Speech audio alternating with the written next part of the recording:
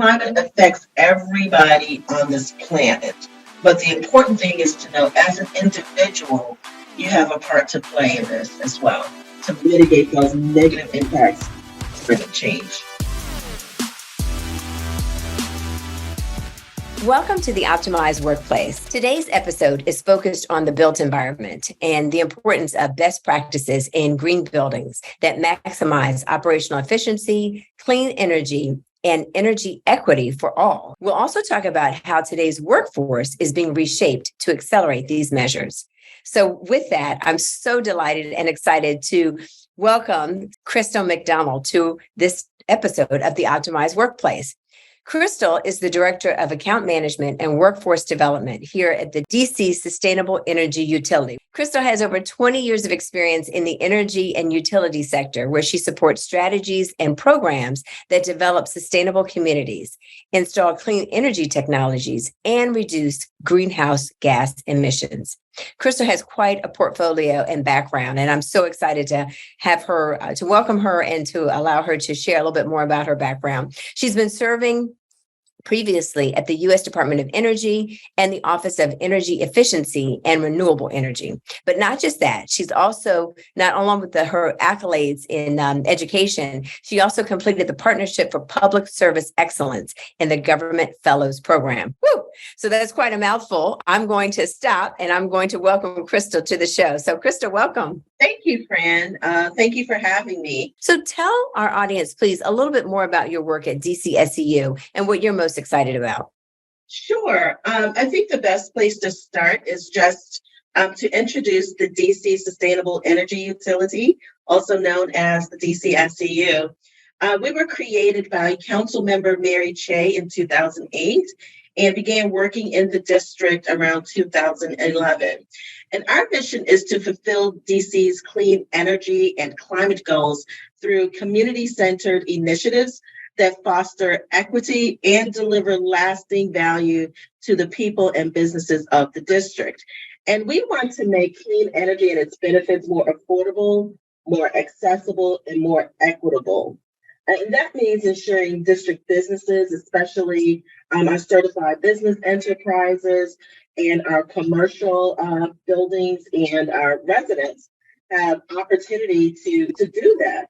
And so we deploy incentives for the installation of high-performing equipment.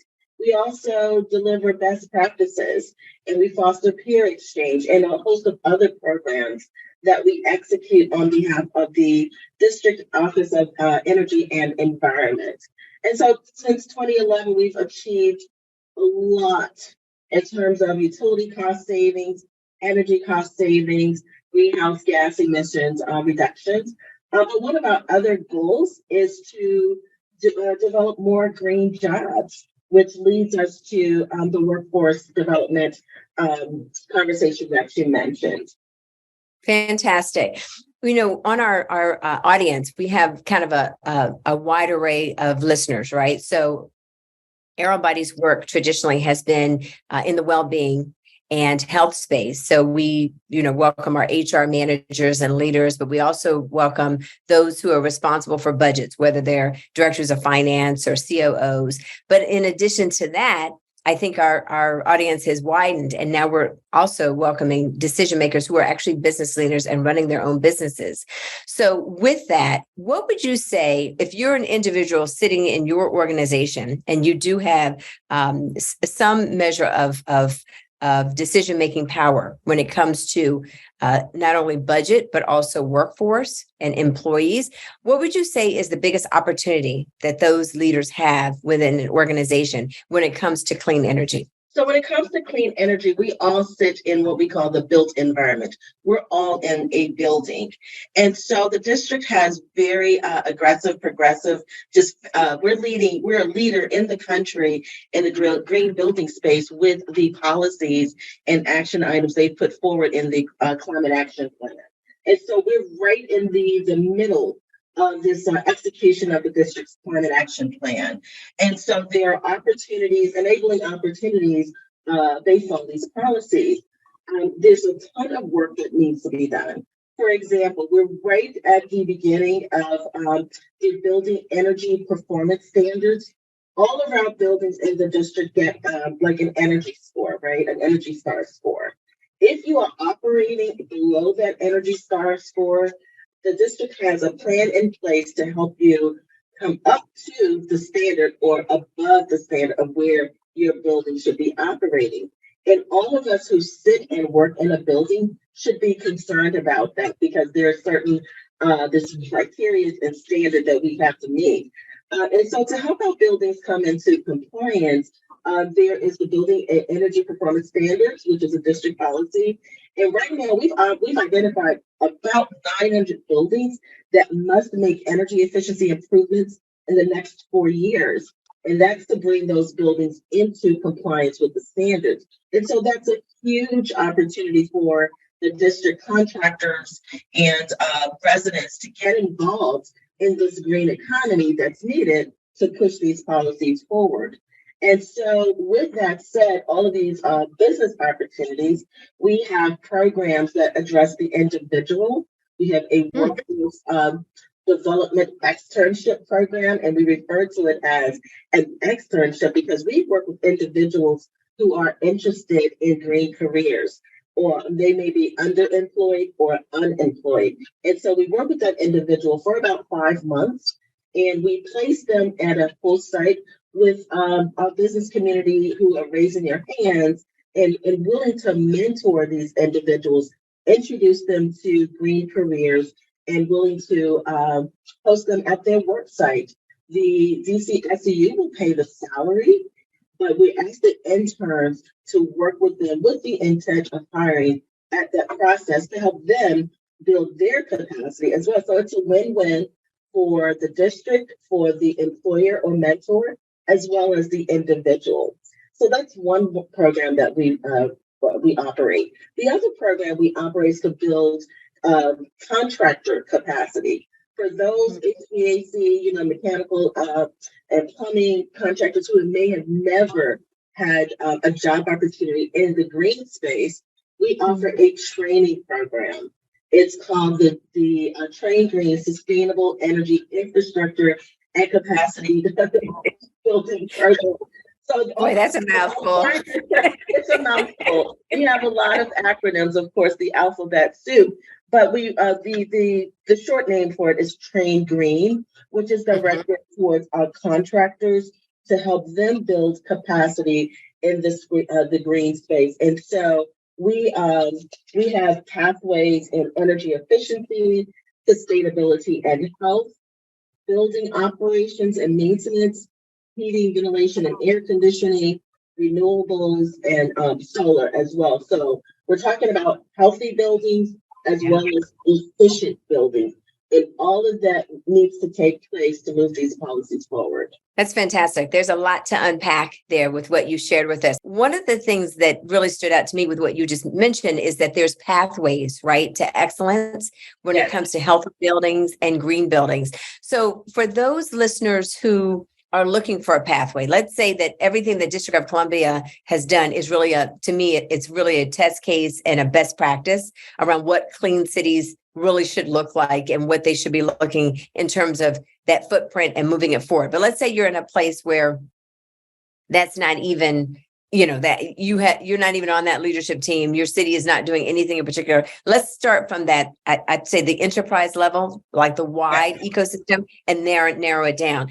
If you are an individual that's sitting in an ecosystem and you don't necessarily know the avenues or pathways, as you said, to success to a healthier building, what can you do as an individual constituent to try to move that needle forward a little bit in your community? So I understand that not everybody thinks energy efficiency, but a lot of business owners and operators, they do think bottom line in terms of their revenue for their business. And so utility costs or operations and maintenance of the equipment that you're running to condition your building, you have to think about how much that costs, what kind of set aside do I have for my O&M expenses for the year, and how can I reduce that cost so that I can, move those savings to my core business. And so one of the ways you can achieve operations and utility cost savings is by looking at your building equipment. Look at your HVAC systems, look at your lighting, and begin to understand how you can achieve cost savings just by an evaluation of your technologies. And there are individuals and organizations like the DCSEU who will help you to identify those opportunities where you can achieve cost savings, but still maintain that level of comfort that you like in your building. So that you can focus on your core business. And if you need help, we're here to assist. Okay, that's fantastic. So what I'm taking from that is DC as a benchmark. I know the Train Green program exists. I know that there's pathways to get people involved from a contractor perspective, if you're a contractor that wants to work or you're in one of those trades. But if that's not the case, you can certainly go on the DCSEU website. But in addition to that, if you're in a community that doesn't have any of those, you can start with just what you have in your own built environment, as it said, as you mentioned. And I love what you're saying. What resonates with me is that, a lot of times when we're called in by a client to take a look at, what can we do to make this a healthier environment, an optimized environment, bring well-being and some level of efficacy and efficiency to the environment. We first look at equipment. What are the most expensive assets you own that you could potentially tap into and make a small tweak that makes a huge change? So we're on the same page with that. We're not in the trades, but we certainly are in the optimizing of workspaces. And you're absolutely right. Sometimes these buildings and these spaces have millions of dollars of assets. We've worked with GSA for quite a while, and they have millions of dollars of assets under a built environment. So that's where you need to start. That's going to be your biggest bang for the buck. And I also go back to something Martha Stewart always says. She always says that, look at the lowest hanging fruit. If you want to make a change in a built environment, always grab a can of paint. So to your point on sustainability, you can look at clean materials or paint that has, low VO2 emissions and things like that. So always look at that low hanging fruit, right? Yes, exactly. But if you have capital, I highly recommend doing kind of a holistic approach, because in the long term, you'll achieve more savings sooner. Absolutely. So let's switch a little bit and talk about, again, bring the ecosystem down to the individual. I love what you guys are doing around the workforce. Full disclosure, Aerobodies is a CBE, so we're a certified business enterprise here in the District of Columbia as a woman-owned small. So we've been able to take advantage of some of the opportunities and look forward to partnering with DCSEU. Crystal, you and I have had, conversations about that, about what we can do in the future, because, as a business owner in the district, I love to see the footprint and the changes that your organization is making to make us have a healthier community, and by extension of that, healthier businesses, which actually spreads out into the community. But I want to talk a little bit about this workforce development piece, because I know that's close and near and dear to your heart. It's close and near and dear to my heart, because that's the area that I work in. What do you feel is the biggest, as you mentioned, bang for the buck in terms of the workforce development piece? The workforce development program is like a jewel in the crown of DCSEU, and that program is managed by Mrs. Glennis Wade Brown. She's been a fabulous program manager for quite a number of years. But we have achieved our greatest, I think, with the workforce development program in terms of developing the individual. First of all, we have a diverse pool of candidates that we work with. The only requirement is that you have a GED or high school diploma. So we work with that high school graduate and up to engineering graduates and everybody in between, no matter what your level of formal education is. And then we have all types of individuals in terms of, ethnic diversity, sexual orientation. We also have returning citizens. And some people have just had a hard life. And then we also have college graduates who have no sense of direction on which career path they would like to choose. And so we have the good fortune of working with our community-based organizations to source candidates who may be interested in a green career. We also have to source our mentors in those kind of hosting opportunities and we pair them. And we do go through a screening process to make sure the mentor gets the candidate that they'd like to work with and suitable for their opportunities. And so, again, when we match the candidate with the mentor, there is like a 5 month or so, plus or minus a few days or weeks, a 5 month program where they're placed on site with their mentor and in real jobs. It's like on the job training where the mentor gets to not only mentor, but observe the performance of that individual. But we don't leave them hanging. Once a week, we bring that individual into our offices, physically or virtually, and we have personal development training. And we do everything from life skills, financial literacy, not just how to find a job, but how to keep a job. But we also give them access to some exposure to technical training. We have our own engineers who may come in and teach them about different energy efficient technologies so that they can understand the relevance to, just again, sitting in a built environment. And then introduce them to green buildings. If Green Buildings 101, we let them know why it's important, understand the how and why, and then we interject a little bit of policy in there so they understand that not only we're not just doing this just for fun, but we're looking for certain results and to carry the district's vision for our climate action plan forward. So, and we all can participate in that. I'm curious from your perspective, when you look behind the lens of what's happening in the green building industry, eco environments, sustainability and all of that.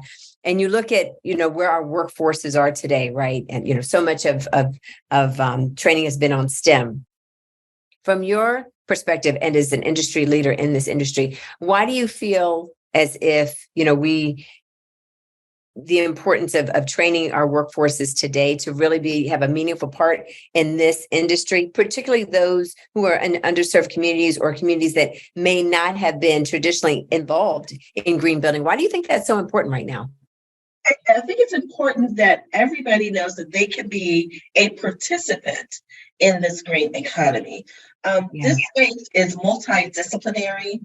Again, we may have engineers, project managers, solar installers, and electricians helper. So there's a space for everyone. And our candidates, we want them to know that they too have an opportunity. They're incredible opportunity. I mentioned one of the policies, but there are others that are generating and creating a demand for these positions. And, we need to fill them. Otherwise, we'll be importing workers here in the district. And so our workforce development program, it is a high touch program, meaning we are constantly involved with our candidates. But we also think that that leads to their success. We've had graduates who have stayed on and been hired by their mentors at some of the largest organizations in the district, including the MATA, the Washington Metropolitan Area Transit Authority, DC Water, the district government, the Department of General Services. They've hired our graduates. And so for long-term success, we see the high success rate. We call it a placement, and we say that in HR terms, but our placement rate is 85 to 90%.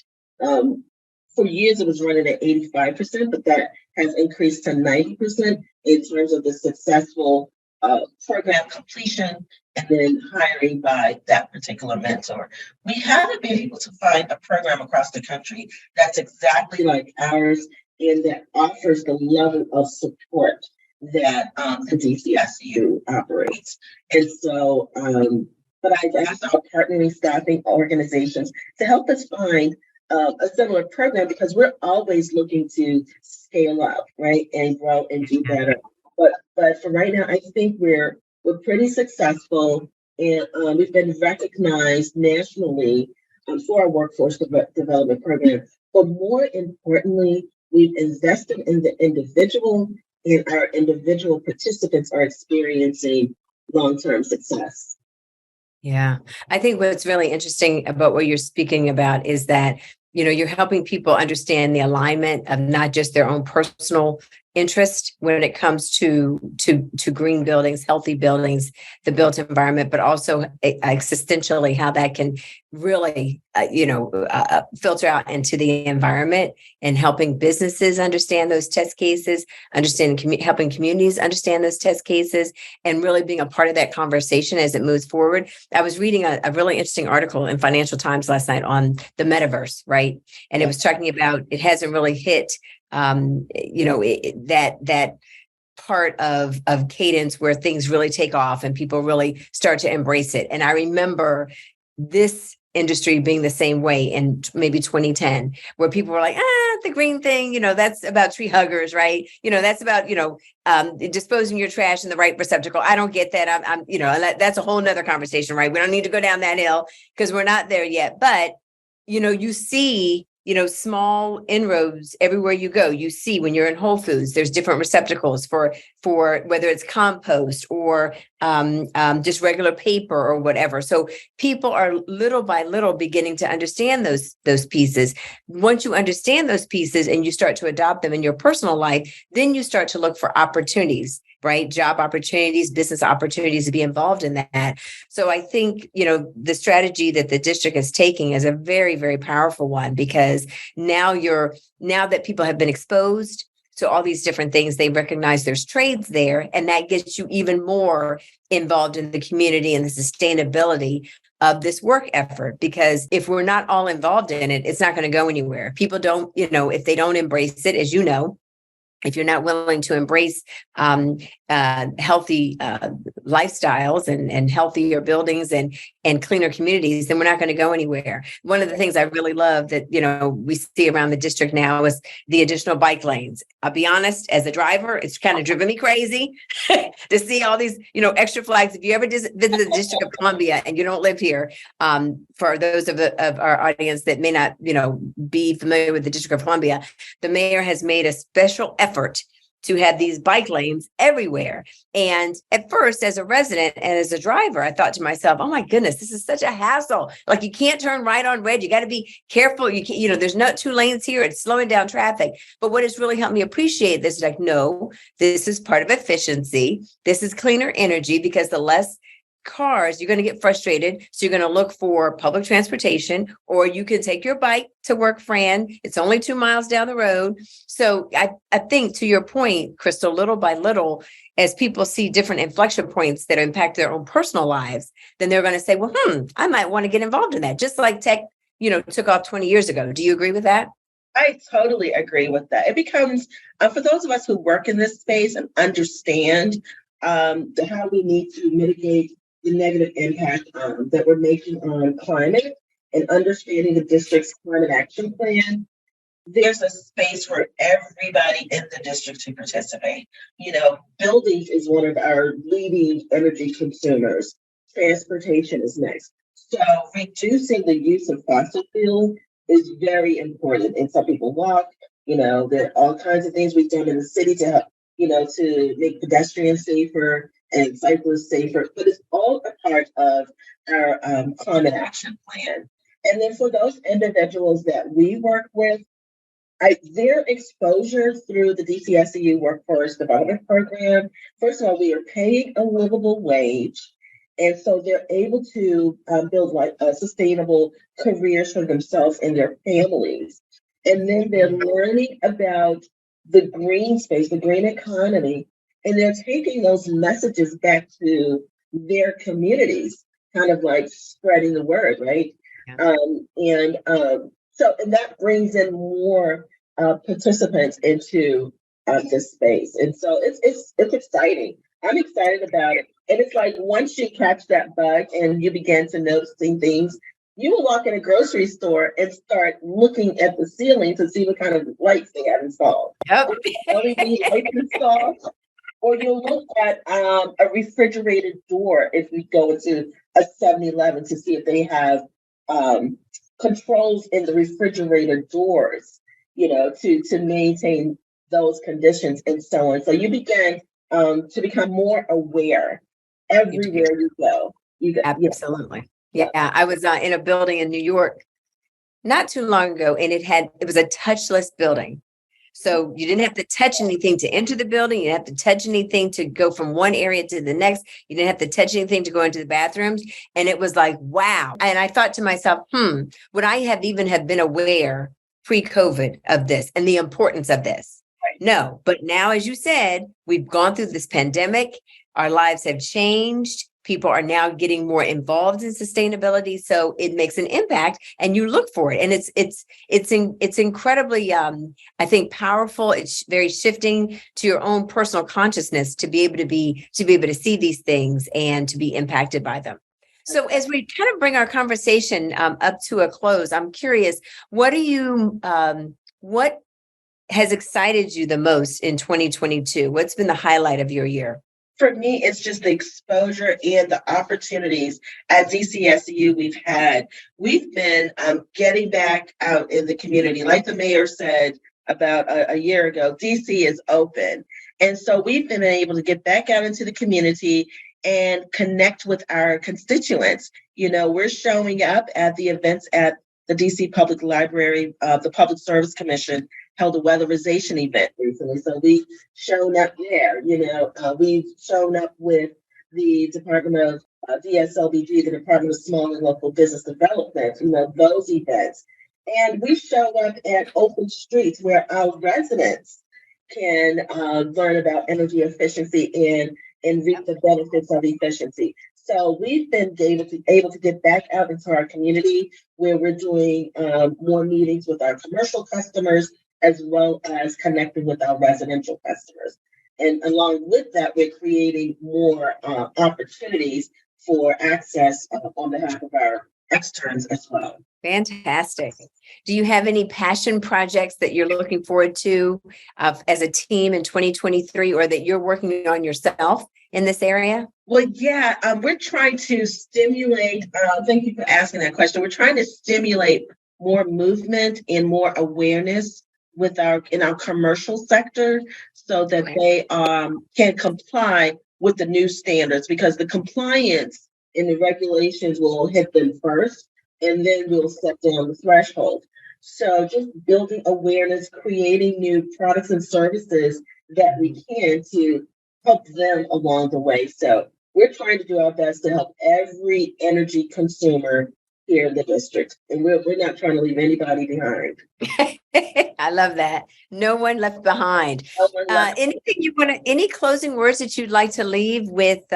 Again, we have some district residents on here. We may have local businesses, but we have people from all over the country, even all over the world, that listen into the podcast. So anything you want to leave people with when they think about the built environment and clean energy and what they can do to actually lead a healthier life? Because again, remember, audience, 90% of our lives is spent in the built environment. I didn't know that until I took the Well AP exam. And coming from well-being, fitness and wellness for 20 years, I would have thought, I know pretty much everything soup to nuts. But when I sat for that exam, it really opened my eyes to how much being inside an inside space affects your health. You could be taking all the vitamins you want, right? You could be doing all the exercises you want. You could, drink all the water that you want to, but if the air isn't clean, if you're not getting the proper lighting, if the things you're sitting in and sitting on aren't serving the purpose of your body, you could be doing more harm than good. So that's a big roll up too, Crystal. Anything you want to leave our audience with when they think about being in the built environment and the impact they can make, and what they want to perhaps keep in mind when it comes to this area? I think all of us as individuals taking up space on this planet, we all have a part to play. We all can do something small, make small changes in lifestyle, like perhaps maybe recycle or composting. Instead of driving 3 or 4 blocks to get to that store in your neighborhood, think about walking to reduce fossil fuel use, right? Because we all can make those tweaks to make an impact on our climate. And climate affects everybody on this planet. But the important thing is to know as an individual, you have a part to play in this as well to mitigate those negative impacts of climate change. Drop the mic. Well said. Fantastic. Thank you so much, Crystal McDonald, for being with us from DCSEU, the DC Sustainability Energy Utility. It's been a fantastic conversation. And thank you for all of you who tuned in to the Optimized Workplace today for joining this conversation. Keep in mind, it's micro movements of change. Rome wasn't built in a day. Clean energy isn't going to happen overnight, but little by little, if we all, as Crystal said, take small steps to make our environments and our buildings healthier, we can really make a change. Thank you for being with us.